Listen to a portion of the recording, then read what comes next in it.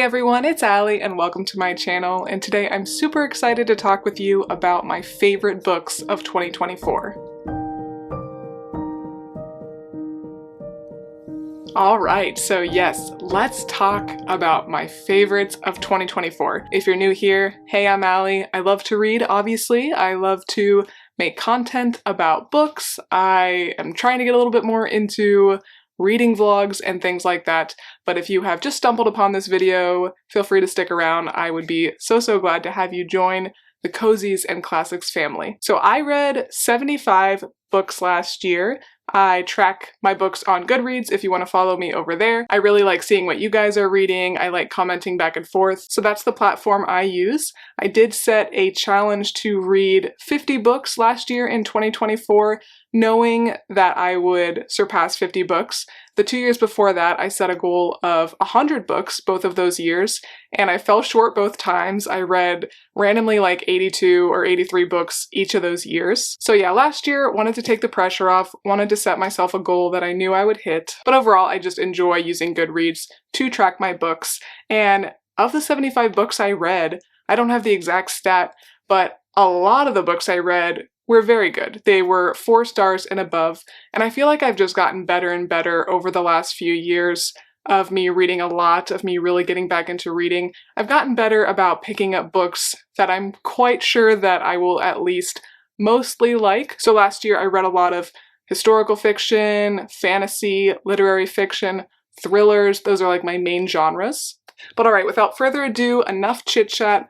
Let's get into my top 10 books, and then I did pick out 3 honorable mentions that I just felt like I had to talk about but didn't quite crack into the top 10. And at the end of the video, stay tuned because I will be sharing my subscribers and my Instagram followers' favorite books of 2024. I'm really excited to read some of your favorites this year, and hopefully you all will get some really good recommendations from a variety of people. These are going to be in no particular order, but why not start with the thickest of the bunch? And that is Susanna Clarke's Jonathan Strange and Mr. Norrell. It's a thick one. It's a solid 1,000 pages, and this took me a while to read. I think I spent at least 2 weeks reading this book. And I read a lot, so the average person is probably going to spend about a month plus with this. But it's so worth it. I'm so glad that I'm picking up thicker books now because I personally love just diving into stories, getting immersed. I love a saga. This follows the course of 2 magicians over decades, so it was just such an enjoyable experience. I really felt like I got to know the characters. And this book is magical realism. We've got magical elements, of course, that don't exist in real life, but it is kind of historical fiction as well. It's set during the Napoleonic Wars, and they are in the UK. So I love that. I love real life with some magical elements, and I just found this really interesting, very well done. And if you like historical fiction, if you like fantasy, if you like magical realism, basically, I would highly recommend picking it up. Don't be too intimidated, just take as long as it's going to take to read it. Also, there was a mini-series or a limited series that was made, and I've only watched the first 2 episodes so far, but it's really good. It's like exactly how I would love to see a show based on the book. And so far, it does seem like it's pretty accurate, so I'm absolutely going to finish the show. It is available on Prime, and I'm sure other places too. Another one with similar vibes, and this one really surprised me, is All the Ever Afters by Danielle Teller. And unfortunately, Danielle Teller has not written very many books. I think this is the only fictional book she's written, and then I think she wrote a nonfiction book. But this is All the Ever Afters, the untold story of Cinderella's stepmother. So when I picked this up, I was like, okay, you know, it sounds like it's gonna be for me because I do love a fairy tale retelling, but this was so much better than I thought it was gonna be. Very well written. Of all the fairy tale retellings I've read, I feel like this was the best one rooted in history. So like the last book, this one has strong fantasy vibes, of course, the Cinderella story, but also very tied to real life historical events. So if you like fairy tale retellings, you like historical fiction, highly recommend. I'm praying this author writes some more books. Now let's go to my favorite series of the year, and this is a thick series. The first book is called The Cuckoo's Calling by Robert Galbraith, aka J.K. Rowling, and I'm so sorry because if you've been following me for a while, You have not heard me shut up about this because I'm always talking about this series in my TBRs as well as my book reviews. So far, there are 7 books in the series, and I think I've read 5, and I've got the 6th one on my TBR for January. The 8th one is coming out this year. This is the shortest book by far. Most of the books are around 1,000 pages. It's kind of like Harry Potter, where it started small and then they got thicker and thicker, which again, I love. I love really diving into the story. Not surprisingly, it's J.K. Rowling. The books are very well written. It's crime fiction, so each of the books in the series follows a different crime, but you're getting to know the main character, the detective Cormoran Strike, as well as his assistant Robin, more and more throughout the series, so each book is getting better and better. Love this series so much. Again, don't be intimidated by the size of the series, by the amount of pages in each of the books, no matter how long it takes you. If you like detective fiction or just a really good book, highly recommend looking into this series, because honestly, I'm not a huge lover of detective fiction. I find a lot of it pretty boring, but these stories are so good. Next, let's go for a classic. This one intimidated me for a long time. I just assumed it'd be boring. I assumed I wouldn't like it. You can't tell what it is because I don't have the cover, but this book is East of Eden by John Steinbeck. My sister got her degree in English, secondary education English, so she'll teach high school English. She recommended that I read this book, and I'm so glad she did because I loved it. It was so much better than I thought it was gonna be. And this book even has a little bit of like thriller elements to it. Totally was not thinking that was the vibe. I thought it was gonna be kind of like a slow story about a family in California, and that is the root, but you follow the people throughout a couple generations, so another saga. Again, I love a saga. Of course, very well written, very interesting characters, and just a classic that I do think everybody should add to their list. I'm for sure going to be reading more from John Steinbeck, although I think people do consider this to be his best work, so hopefully I didn't peak too early. But this has shown me that I shouldn't be afraid of classics, you shouldn't be afraid of classics, and my goal is to read at least one or listen to one each month this year. Another genre that I want to read at least one of each month this year is nonfiction. And if you're a little bit intimidated by nonfiction like I am, I would highly recommend picking up a book by Erik Larson, who I think is considered one of the best in the genre. So this book is The Devil in the White City. So good. It follows the Chicago World Fair in the late 1800s. It follows the World Fair, the development, the architecture. You're seeing the behind the scenes of all that, which is so interesting. And then at the same time, you're also following a serial killer story. I believe this is Erik Larson's like best-selling book, so this is a good one to pick up, but I have 2 more from him on my TBR, and I for sure will read everything he's ever written. But I remember when I was talking about this book when I was reading it, a lot of you guys said you love this book as well, you love Erik Larson as well. So don't just take my word for it, many people love him. The next one was on my list for a long time, and I finally found the book at a library book sale, and that is Hamnet. Love the cover, one of my favorite covers. This book kind of has mixed reviews. Some people love it like I do.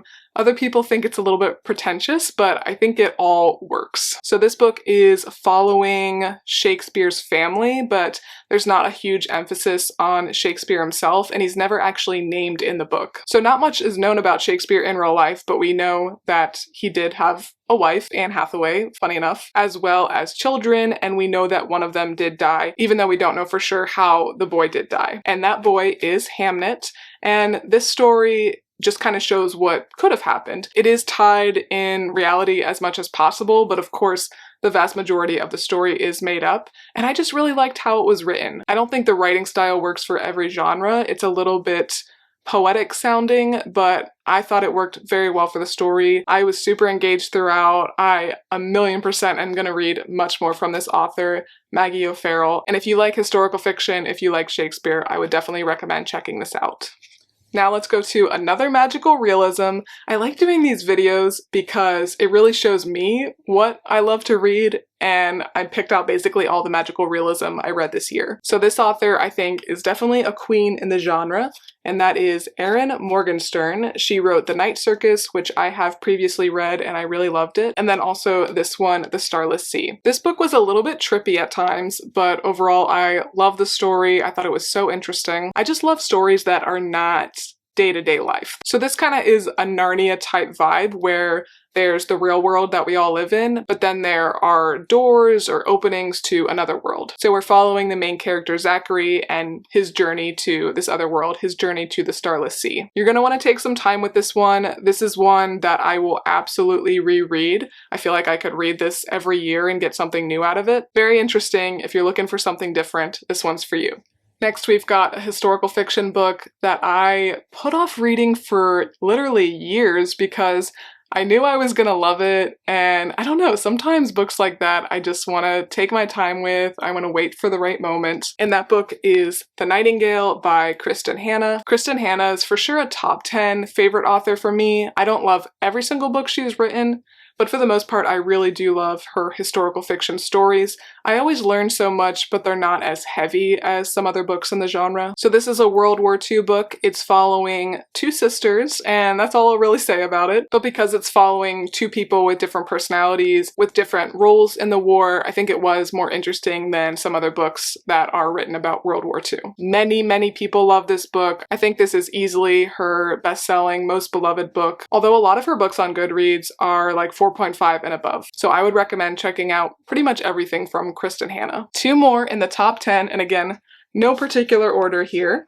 Next, we've got another favorite author. This is Kate Atkinson's Shrines of Gaiety. This book is set in 1926 in London. And if you know, you know with Kate Atkinson, she definitely has a specific writing style that I don't think everybody loves. Like I was looking at the reviews and some people were like, 1 star, this book is all over the place. She is very good about writing like internal dialogue. And I love it because I think that makes her characters so well developed, and each character in each of her separate books is so unique. So I really love her writing style. Not for everyone, but she does write a different type of historical fiction. So if you're kind of bored of reading the same style, I would absolutely recommend checking out Kate Atkinson, and she has a ton of books.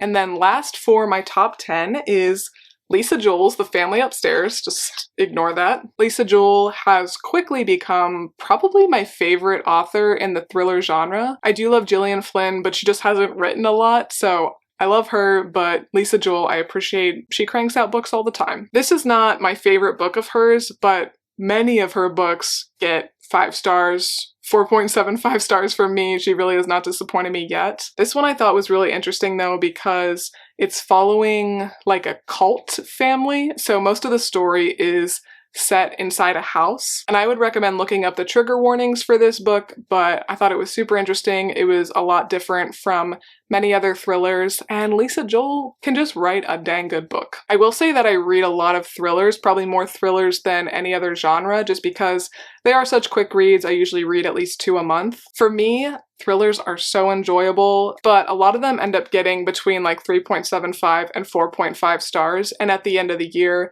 many thrillers didn't necessarily stick out to me. I forget a lot of the plots. So you'll for sure hear about a lot of thrillers when you listen to my monthly book reviews. But yeah, I feel like by the end of the year, a lot of them didn't stand out to me.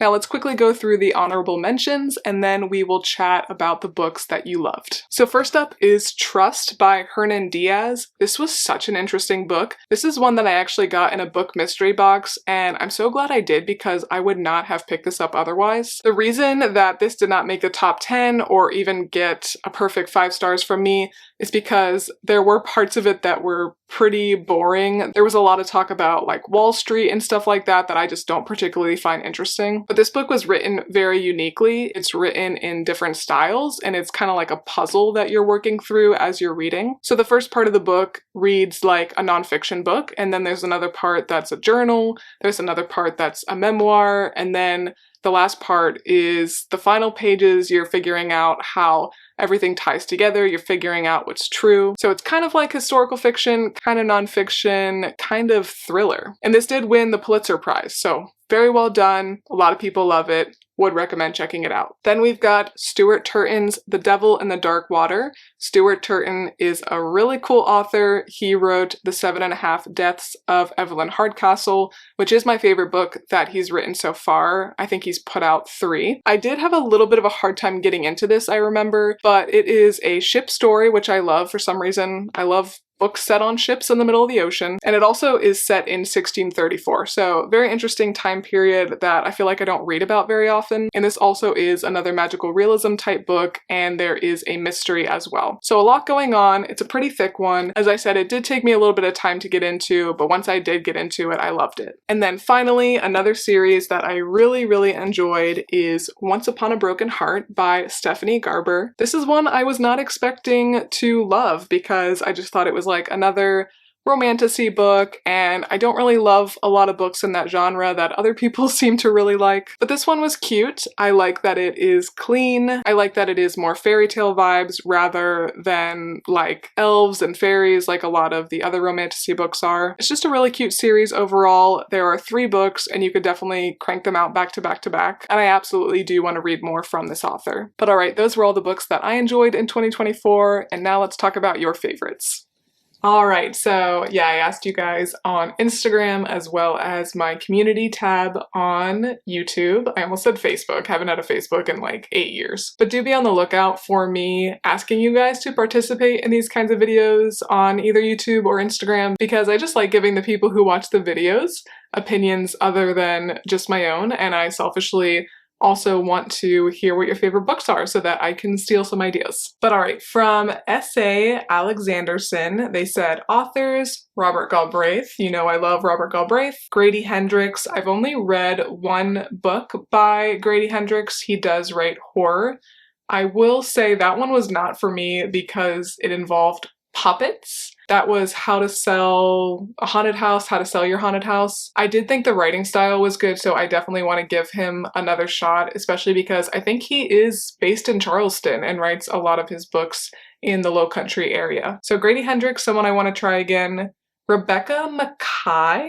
I don't know who that is. Okay, so she is an American novelist and short story writer. She's written The Great Believers, I Have Some Questions for You, The 100-Year House, The Borrower, lots more, so maybe I will give her a try, and I love when I find an author who has a pretty good amount of books out. And then they also recommended Aaron A. Craig, who I also don't know who that is. So this author has written The 13th Child, House of Salt and Sorrows. Okay, I do recognize the covers, but I've never read any books by Aaron Craig. And then favorite books from S.A. Alexanderson, Great Believers, so I'll have to look that up. Oh right, that is by Rebecca Makkai. I literally just said that. God of the Woods. God of the Woods is by Liz Moore. It's a sweeping mystery set in 1975 at a summer camp in New York's Adirondacks. It's a mystery, crime fiction, psychological fiction. This sounds really good to me. I love a little summer camp. 1975, I think that's like a perfect summer camp kind of era. So definitely gonna add this one to my list. Then they recommended Bunny, which sounds familiar. Yeah, I recognize the cover as long as I'm looking at the right one. A novel by Mona Awad? Soon to be a major motion picture. It says Bunny is a down the rabbit hole tale of loneliness and belonging, friendship and desire, and the fantastic and terrible power of the imagination. Average 3.5 stars on Goodreads. Sounds good to me. I would definitely be interested in looking more into that book. And then they also really enjoyed Other Birds, which I actually read Other Birds, I think it was just last year, and very solid read for me. Would recommend. And then Rebecca Jin said either Firefly Lane or Addie LaRue. I can't decide. It's so hard to decide. I can't believe you got it down to 2. Firefly Lane I did read a few years ago, I think before I started BookTube or anything like that. Very good book. It's by Kristen Hanna. I think they made it into a limited series or a mini series. Maybe there's even like 2 seasons. It has Katherine Heigl in it. I don't know who else. I didn't watch it because I don't want to spoil the book, but it's not like the most cheery story. I do think the book is absolutely worth reading. I enjoyed my reading experience, but it's not the kind of story that I necessarily want to watch, if you know what I mean. I don't love to watch sad things all the time. And Addie LaRue is still on my list. Guys, the amount of times I've meant to read Addie LaRue in a given month and I don't do it is a lot, because I always want to read it during fall, but there's always so many books I want to read during fall. So this year, maybe I'll just end up reading it in like winter or something because I want to read it. And kind of like The Nightingale, I know I'm gonna like it and I'm kind of nervous to get it out of the way. Like, I like having a book on the horizon that I'm quite sure is going to be 5 stars and a new favorite book. So many people love it though, so I need to read it soon. And then my brother said The Three Body Problem. So that is a Hugo Award-winning science fiction book by someone whose name I'm not even going to try to pronounce. It blends historical fiction and futuristic fantasy. So sounds very good. It sounds kind of like Cloud Cuckoo Land, that kind of vibe. It's set during China's Cultural Revolution. The story follows a military project that sends signals into space to contact aliens. A dying alien civilization receives the signal and plans to invade Earth. Meanwhile, factions on Earth form either to welcome the aliens and help them take over or to fight the invasion. Sounds a little bit more up my brother's alley than mine, to be honest. I'm not super into science fiction, but I do really enjoy some of it, so absolutely willing to give it a shot. And it looks like there actually is a Netflix series that is based on this book. Came out March 21st, 2024. Then Bookish Danny 12 said The Island of Missing Trees by Elif Shafak. Probably butchered that. I actually have this book and I have not read it. It's a very pretty cover though. It's a multi-generational story of love, loss, and trauma set in Cyprus and London. The book follows a forbidden romance during the 1970s. Their daughter Ada is born in London in the 2010s and has never visited the island where her parents lived. So sounds really good. I've got the book. I'm definitely gonna read it soon. I think I'm gonna do a TBR in maybe like March or April where I read some of these favorite books. So let me know if you did not comment on the Instagram post or on the community tab if you have a favorite that you want me to read during that month. Then Marie David 12 said The Shepherd King Duology, specifically book 2. I don't think I've heard of that one.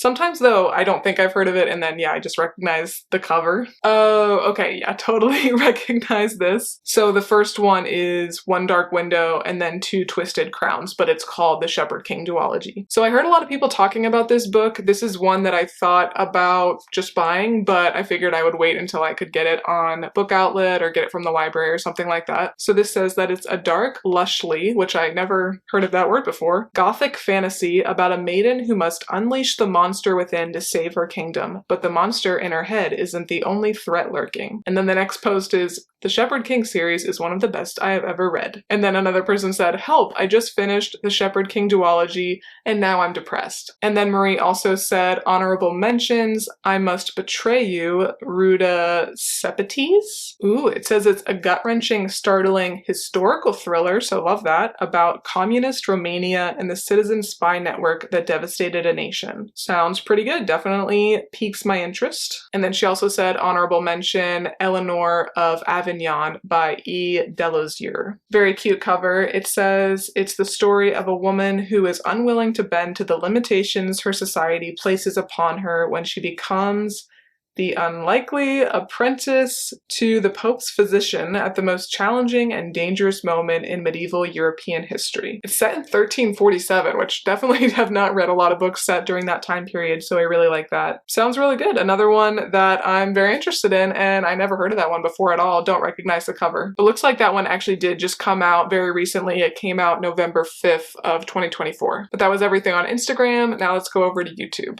Blackbird Lily said, my favorite book I read in 2024 was the Cairo trilogy. I've never heard of that. So it's a trilogy of novels written by the Egyptian novelist, cannot pronounce their name, and it's one of the major works of his literary career. The 3 novels are Palace Walk, Palace of Desire, and Sugar Street, and they were written in 1956 and 1957. And I think I could really love this. It seems a little bit like East of Eden vibes, where it follows 3 generations of a family. So this sounds really good. Thanks so much for the recommendation. Blackbird Lily, I for sure will be looking into the trilogy. And then Strawberry Book Reader, very cute, said, my favorite was Remarkably Bright Creatures, which I've been wanting to read for a long time. I don't have the book, but I've been seeing so many people talk about it. I love the cover. Very much seems like it's up my alley. So Remarkably Bright Creatures is a heartwarming novel about a widow and her unlikely friendship with an octopus. This sounds like is going to be my new favorite book. The genres are mystery, drama, domestic fiction, and humorous fiction. Okay, and then actually Rebecca also recommended Remarkably Bright Creatures. It was one of her favorites of 2024. Then they also said Lonesome Dove, which I don't know that one. Lonesome Dove is a 1985 Pulitzer Prize winning novel. It's a Western epic set in the post-Civil War American West. Sounds super good, and I'm interested in Pulitzer Prize winners since I really did enjoy Trust. So I love this. I love that I asked you guys this question because I have not heard of like half of these books. And then finally, Rebecca also said A Voice in the Wind, first of Mark of the Lion trilogy. Another one I haven't heard of. So this series is authored by Francine Rivers. It has 3 novels, A Voice in the Wind, An Echo in the Darkness, and As Sure as the Dawn. It says, torn by her love for a handsome aristocrat, a young slave girl clings to her faith in the living God for deliverance from the forces of decadent Rome. Very nice. I do want to read more religious books this year, so this could definitely be a good one for that category. Yeah, it's considered a historical Christian fiction series. Very nice. Well, thank you guys so much for the recommendations. And like I said, if you did not participate on Instagram or on the community tab, feel free to comment down below what was your favorite book of 2024. Give me 1 to 3 if you can do that. I have a hard time picking my top 10. But if you want to see more videos where maybe I give you my opinion about books and then I ask you guys to also participate, let me know down below. And also if you just have any video suggestions in general, I would always love to hear what you guys want to see. But if you like this video, please make sure to give me a big thumbs up and subscribe. It really does help my channel out a lot. Thanks again for watching, and I will see you next time. Bye!